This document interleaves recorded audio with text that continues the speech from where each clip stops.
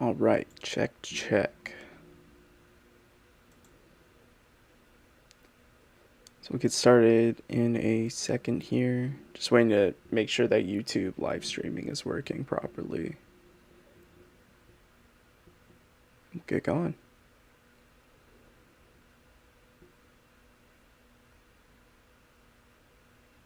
All right, looks like we are good. Okay, so for today, I was going to talk about the political climate as of September 5th of 2021. Um, I figured we'd come down to this at one point in time. I don't know if I was like afraid to talk about like politics over this podcast. I think at one point I tried to stay away from it for a bit because there's going to be a bit of controversy about some of the perspectives that I bring to the table in representation of what I believe in, and rather what I'm seeing too. There's a lot of people out there who will bash on you for the perspectives that you hold, regardless of what perspective it is. Someone out there is going to have like beef with you and what perspective you represent. So staying away from politics, I think, would be a safe move, but that's not. I mean, the idea of this community as a whole is to bring about the different perspectives and believe that we have good faith, or rather we believe that each other are engaging in the perspective exchanging of perspectives in good faith. So if I'm afraid to talk about politics in the thought that someone might misrepresent me or shame me for the ideas that I'm bringing, um, then they're not a part of the discussion environment that I would want to have. So that I guess I just need to put down the idea of I should be afraid of being shamed and rather just put the ideas out there. And I think the perspective that I bring will also help other people in the way they want to think about these hot topics in politics at the moment. So, as per the outline, I'll go over some of the topics at first. So I was going to talk about like the COVID rambling that different sources have. We're going to be talking about misinformation. Um, as of late, there was a Texas abortion law, and specifics don't really matter to me except for like a couple cases. But in terms of like this law in particular, I haven't done research at it at all. And when I tried to do research, it was a bunch of posts that I'm so intolerant for because they have a bunch of ads pop up on the web page, and I just don't. I like whenever I see ads like that on like a news article or just like an article in general, I'm like, stop. I don't need this shit on my screen right now. So I'm instantly like discouraged and unmotivated from learning more when I have to go through different sources to figure out what the actual problem is. So I don't know any specifics about this Texas abortion law, but I will speak to the climate on abortion. And then there's the U.S. decision to withdraw from Afghanistan. And more what I wanted to talk about there was responsibility and owning up to it, and how, yeah, I don't know, like how both sides are receiving this event, and trying to hold people responsible for for the results of what happened. Um, and one more thing, I was going to talk about why I would be a target for not being passionate about political injustices. And this is more in relationship to, I don't know, like I've seen posts on the internet where describing if you were passionate about Afghanistan women who are suffering over there from the drastic change in government ruling, but you're not passionate about like the Texas abortion law being in place, then you're like, I don't know, you're you're like a hypocrite or something. I forget the exact stance that that post was trying to make, but it wasn't in favor of like it wasn't in favor of you can be passionate about one thing over one side of the world, but when a related thing comes up in America, you're not as passionate about it, and that is like wrong. It's like whenever I have differences in passions, it's just based on my experience, and no one should be owed my passion for one thing over another thing. Like what I stand up for and what's important to me is what's important to me. Like you don't need to be elitist about which instances I choose to be passionate about over other instances. And I really hate that about like these kinds of people, because like yeah, injustices are injustices, but the passion that the individual needs to bring to each different injustice varies. And like, is that to blame on the individual for not being passionate of the injustices, or is that other people really feeling injustice by other people not feeling injustice for a specific passion? So like the post that I saw with like the Afghan women versus the abortion laws. It's like they were clearly passionate about abortion laws, and they were upset that many other people were passionate about how Afghan women are being treated currently by the new environment. So, you know, noticing that difference and then calling people out on that isn't, I don't know, it's not doing anyone any good. It's like you can be passionate about whatever you want. That's part of the reason why, like, I don't know, the American freedom is great, but it's not. I mean, now it's at the cost of being publicly shamed by people who people want to voice their opinions about which passion is better than the other. Anyways, that's my thought on that specific piece. I don't think this will probably be like a 30-minute podcast, I imagine. I figured I wouldn't want to go into as many topics as possible. I think I need to let it sit before I start hitting some of the more important ones. Um, Racism is one of them, or like just phobias in general, being like people accusing others as like homophobic or whatever. It's like anything that has a minority majority group is that'll be a discussion for later. Anyways, so we'll start off with COVID rambling, and then we'll go through the other ones as well. So the reason why this is being brought up is because there's a whole lot of talk about like COVID misinformation, and the reason why it's like such a big thing now is because the term is being thrown around to different sides of the political spectrum. And COVID in general shouldn't be political, but I, statistics show that like there's a lot more people, I think, on the, you know what? No, I'm contributing to the problem. I'm not going to say anything about that. Misinformation. So what I want to say about COVID misinformation is that whenever you are spreading information about anything, you are contributing a perspective that may not align with the actual fact and the objective truth.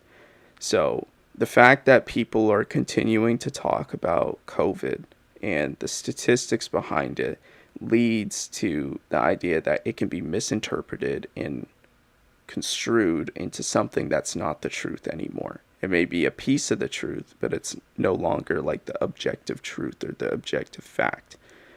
So I've seen that with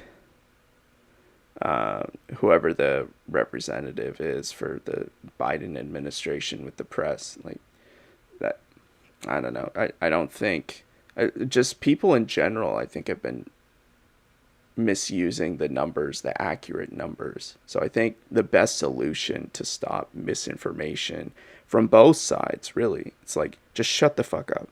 Let one single source actually convey the information to the public. Nobody else talk about anything else. You want misinformation to stop? Quit thinking that you're a good source of information and allow only a single source of truth to represent that. So, like Fox News and CNN is like, I mean, those are the completely opposite sides of the spectrum in terms of like news outlets and political stances, but like just shut up.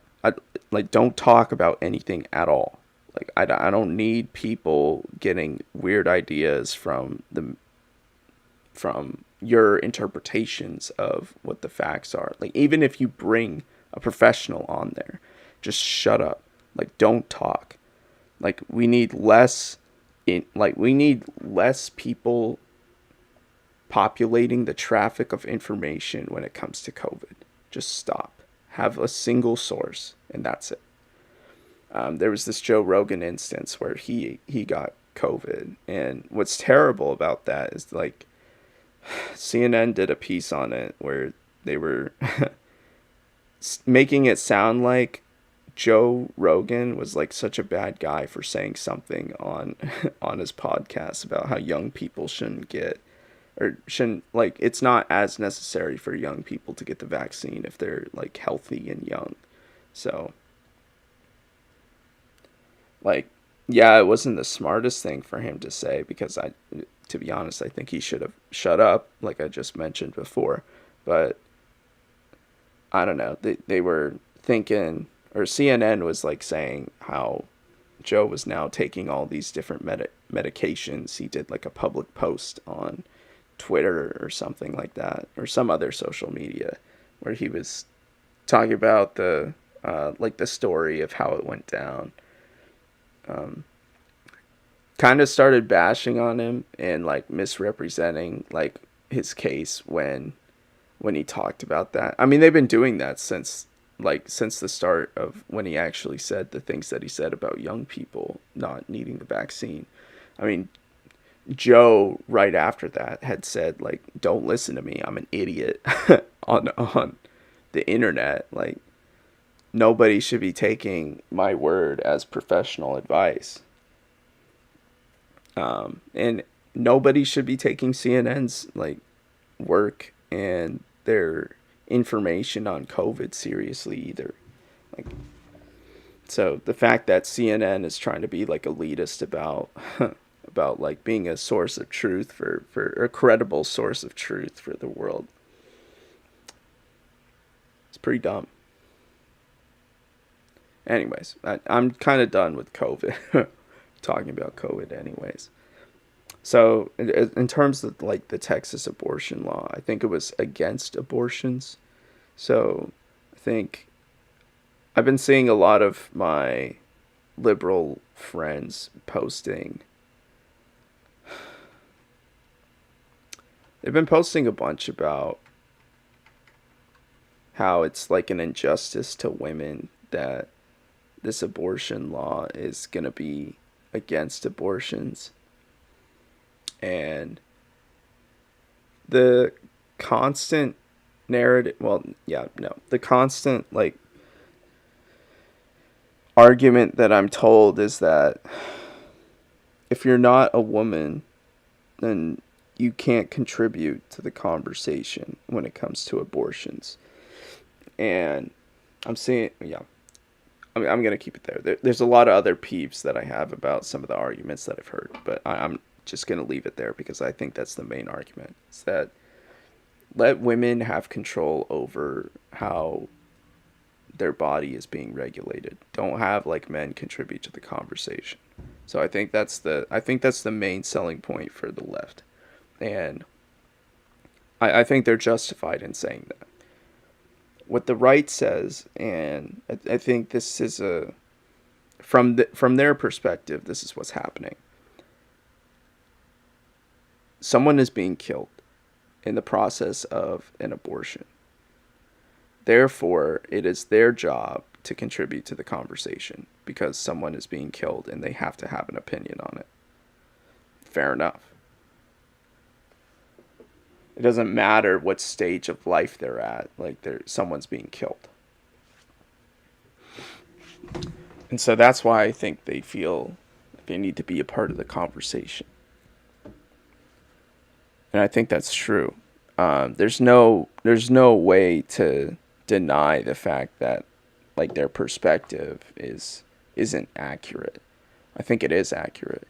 But then that brings it down to, well, what constitutes as life for the right side to be justified in their position that someone is being killed. And why isn't the left seeing it that same way?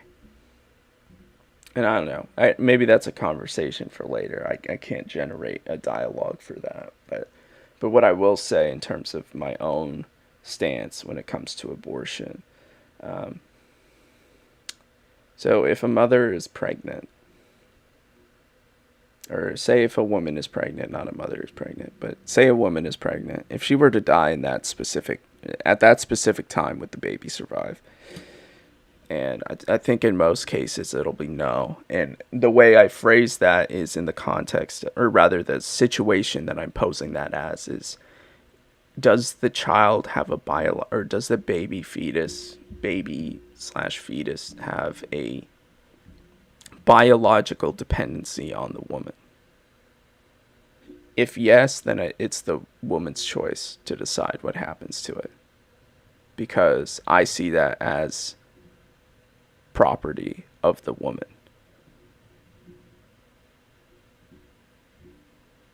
If no, then I think the child is an independent entity that can be treated as a human. So, I think that covers the whole duration of the pregnancy too. I think up to the 9 months. So if you killed the woman right then and there, if the child survives or not is determining of whether or not a woman should get an abortion. Because I think the woman should always get an abortion if the child has a biological dependency on her. That's my thought anyways. All right. So in terms of Afghanistan, what I really wanted to point out here is I don't know all the specific details, and I'm not here to spread information about it. The thing that I don't like about it is I think President Biden did something wrong, and he's not owning up to the mistake that he made. I think the way he went about it wasn't that great. I'm pretty sure once he stuck on something, he did. Okay, the more I understand it, and the more that I've seen different pieces of information on it, it seemed to me that Biden really wanted to push a specific outcome.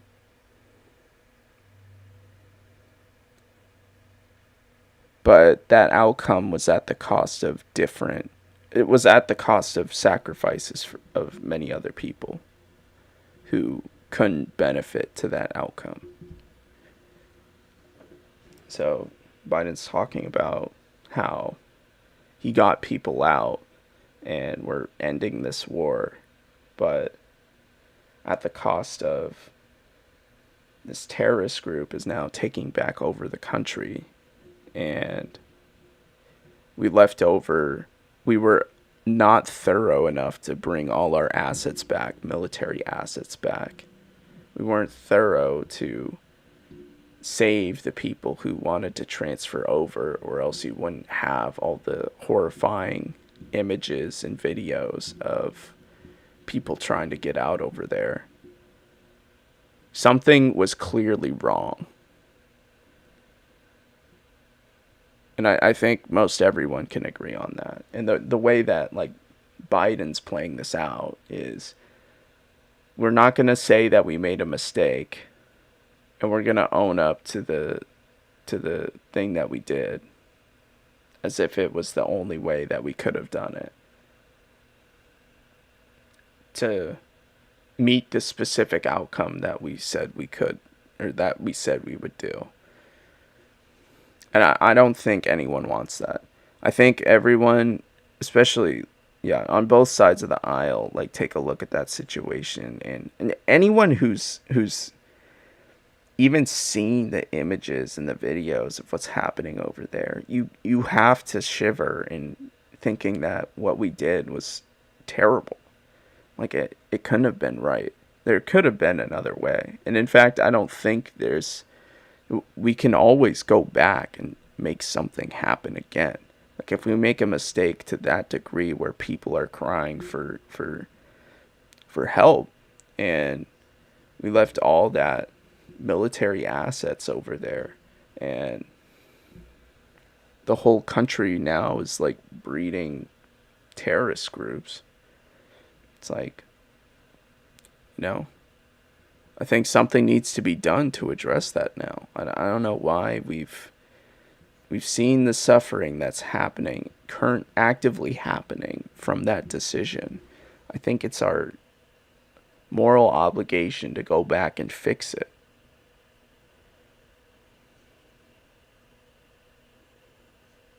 Especially when there's the running fear that what happened on 9/11 could be done again. And that's not something to be like, I don't know. One thing that I keep hearing, or no, there's this idea that I think people aren't recognizing enough.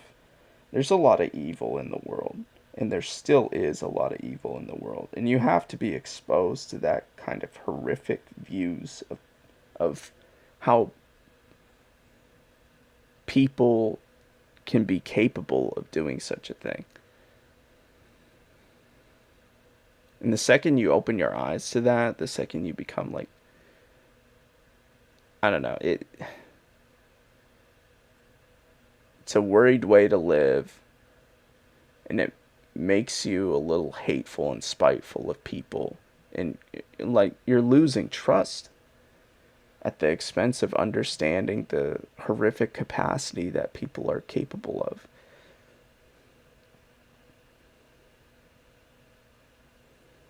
So I like, I don't know. For me in particular, I align with the idea that we should be back there, and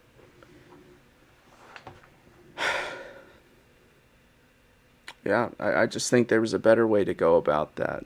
And what I've been seeing news outlets do is like the right is clearly like taking this opportunity to bash on Biden's um, administration, because that was a very bad call, and I think they have every justification to shit on Biden for that.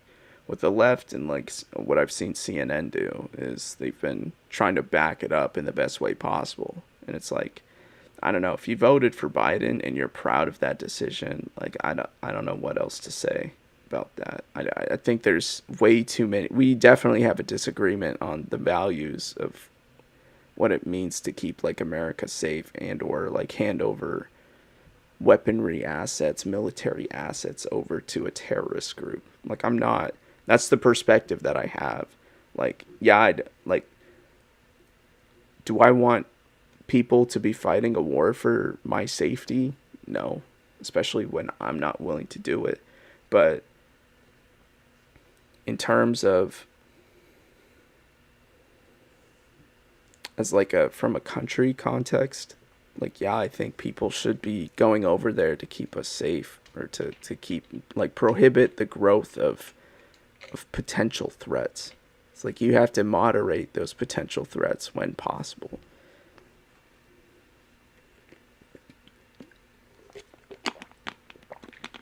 So they don't grow into a bigger problem that will cost you more trauma, national trauma, than what you were dealing with before.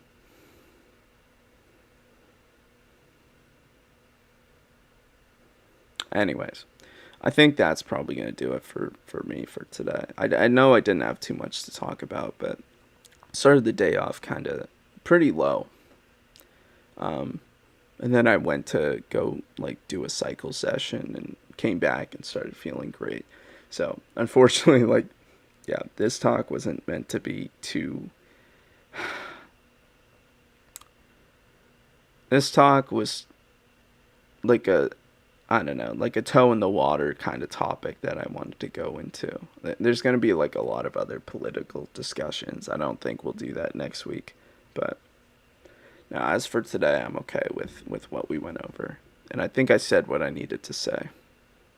I'll go back and check though. Anyways, thank you guys for hanging out. I'm going to call it.